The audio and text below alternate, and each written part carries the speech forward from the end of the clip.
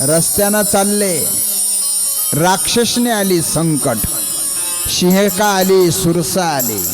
हो, एका राक्षसीने मारुतीरायला खायचं ठरवलं. तिनं तोंड वासवलं, मारुतीराय आणखीन मोठे झाले. तिनं डब्बल तोंड वासवलं, मारुतीराय 4 पट झाले. तिनं 8 पट तोंड वासवलं, मारुतीराय 16 पट झाले. हा, तिनं एवढं तोंड वासवलं, तिचा वरचा जाबडा आकाशाला भिडला आणि खालचा जाबडा पाताळाला भिडला. एवढं तोंड वासवलं. मारुतीरायने सूक्ष्म रूप धारण केलं, तिच्या तोंडात गेले, परत बाहेर आले. सांगितलं, माते तुझ्या तोंडात जाऊन आलो म्हणजे तू मला खाल्लं, आता मला जाऊन येऊ दे. ठीक आहे. मग मारुतीराय निघाले, पलीकडं गेले, लंकेच्या दरवाजामध्ये गेले. तिथं एक राक्षसीन होती. आता सूक्ष्म रूप घेतलेलं होतं. ती राक्षसीन, ए वानरा, कुठं चाललास? मी लंकिनी आहे, लंकिनी. मी चोरांना खाऊन टाकते. मारुतीराय म्हणले, चोरांना खाते ना, मग लंकेत जो मोठा चोर बसला त्याला खा ना, त्याने माझी सीता माता चोरून आणलेली आहे. लंकिनी म्हणले, तो माझा स्वामी आहे, स्वामी. आणि मग मारुतीरायने लंकिनीच्या डोक्यात एक बुक्की मारली.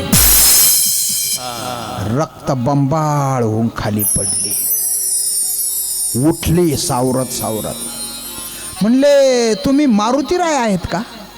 तुम्ही हनुमान आहात का? मारुतीराय म्हणले, तू मला कसं काय ओळखलं? अहो म्हणले, रावणाचं भविष्य एकदा ब्रह्मदेव सांगत होते, तेव्हा त्यांनी सांगितलं की एक वानर येईन आणि लंकिनीला रक्तबंबाळ करील, तिथून पुढं रावणाचा नायनाट होईल. तुम्ही तेच आहात का? म्हणले, हा तेच आहात. म्हणले, मग तुम्ही आता जा. आणि मग मारुतीराय आतमध्ये गेले. सर्वप्रथम बिभीषणाची भेट घेतली. अख्ख्या लंकेमध्ये एकच घर होतं हरिभक्ताचं, रामाच्या भक्ताचं. सगळीकडे लिहिलेलं होतं, रावण महाराज कृपा, रावण महाराज कृपा, रावण महाराज कृपा, सगळीकडं. पण बिभीषणाच्या घरावर लिहिलेलं होतं, राम कृपा. कोणीतरी एकाने चाहडी पण केली. रावणाने बिभीषणाला बोलून घेतला. काय म्हणले, माझ्या शत्रूचं नाव आहे तुझ्या घरावर? म्हणले, नाही. आहे? म्हणले, नाही. अरे म्हणले, यांनी आमक्याने फोटो काढून आणले. म्हणले, आता तवा फोटो होते का नव्हते ते काय माहिती नाही बरं का मला, पण आताच्या हिशोबानं सांगून टाकतो. हा, पुरावा आहे म्हणले. हा, म्हणले, तुझ्या घरावरती राम कृपा आहे. हा, राम कृपा आहे, पण तुमच्या शत्रूचं नाव नाही. म्हणले, कसं काय? राम कृपा आहे म्हणतो, शत्रूचं नाव नाही म्हणतो. हो, राम कृपा आहे पण शत्रूचं नाव नाही. म्हणले, कसं काय? हे बघा, पहिला जो रा आहे तो तुमच्या नावाचं पहिलं अक्षर राम, रावणचा रा. आणि जो म आहे ना, माझी भाभी मंदोदरी, म्हणून रावणाचा, म मंदोदरीचा. राम आहे पण कोणाचा आहे? तुमचं आणि तुमच्या पत्नीचं, म्हणजे माझ्या भाभीचं आहे. याला म्हणायचं चतुरातो शिरोमणी. क्या बात आहे. बिभीषणाबरोबर चर्चा झाली. बिभीषणाने विचारलं, काय राम माझ्यावर कृपा करतील? म्हणले, अजिबात नाही करणार. अजिबात नाही करणार. म्हणले, कसं काय? म्हणले, सीता माता एवढ्या दिवस तिथं अशोक वनामध्ये आहे, कधी जाऊन चौकशी केली तू? म्हणले, नाही केली. हा, म्हणले, मग मी चौकशी जर केली तर कृपा करतील? म्हणले, नाही करणार. म्हणले, का? कधी तू रावणाला सांगितलं समजून? म्हणले, नाही. सांगितल्यानंतर करतील? म्हणले, नाही करणार. मग तर अजिबातच नाही करणार. मग कृपा करणार नाही, प्रत्यक्ष राम येऊनच तुला भेटतील. क्या बात आहे. आणि मग मारुतीराय तिथून निघाले, अशोकवनामध्ये गेले. झाडाखाली बसलेले होते. मारुतीराय त्या झाडावर जाऊन बसले आणि मग मारुतीरायने ते गीत गायलं. कोणतं गीत गायलं? हरी राम राम सुनो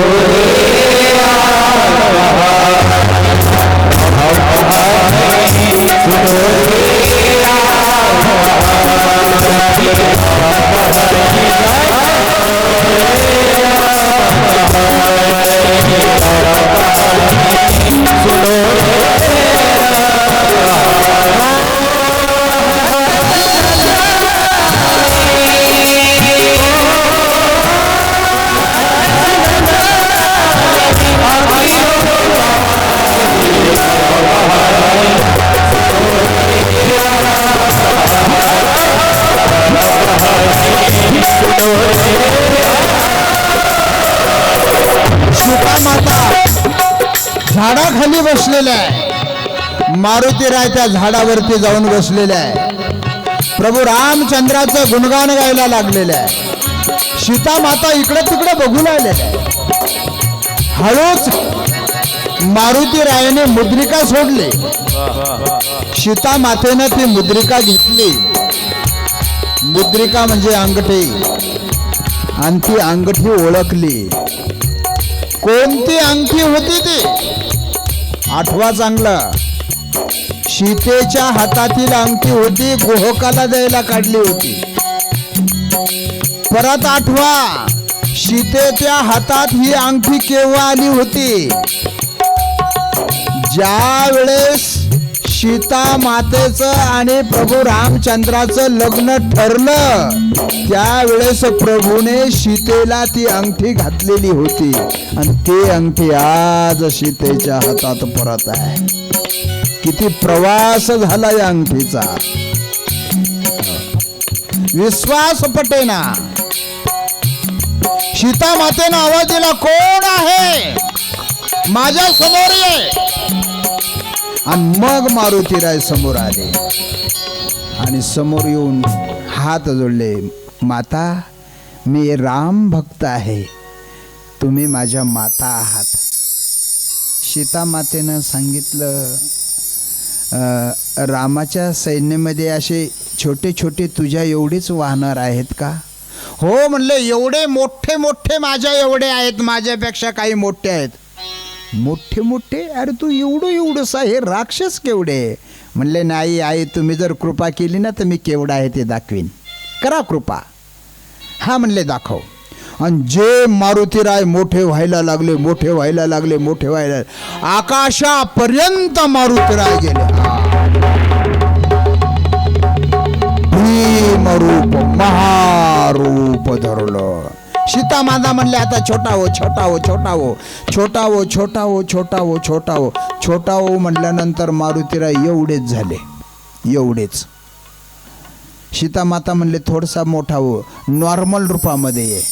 म्हणले, मारुती तुला लहानही होता येतं आणि मोठाही होता येतं. म्हणले, आई तुमच्या आशीर्वादानं. आणि मग सीता मातेनं आशीर्वाद दिले. आणि सांगितलं, आई मला भूक लागली. म्हणले, काहीतरी खायला? म्हणले, अरे बाबा इथं काहीच नाही खायला. म्हणले, काय कितीतरी फळं आहेत ना जंगलामध्ये, एखाद्या झाडावर बसून फळे खातो ना. आणि आजही आपल्या शिंदेवाडीमध्ये, शिंदेमळ्यामध्ये प्रत्यक्ष मारुतीराय पिंपळाच्या झाडावर बसलेले आहेत. आज 4 दिवस झाला पाऊस चालू आहे. सर्व कार्यकर्त्यांना कथेची चिंता होती, परंतु मारुतीरायालाही चिंता होती ना. जिथे जिथे कथा असेल तिथं स्वतः मारुतीराय असतात. मग मारुतीराय असल्याच्या नंतर कसा पाऊस येऊ देतील मारुतीराय? अगोदर येऊन सडा टाकून गेला, बसायला मोकळी जागा करून दिली. हे आमच्या मारुतीरायाची ताकद आहे महाराज.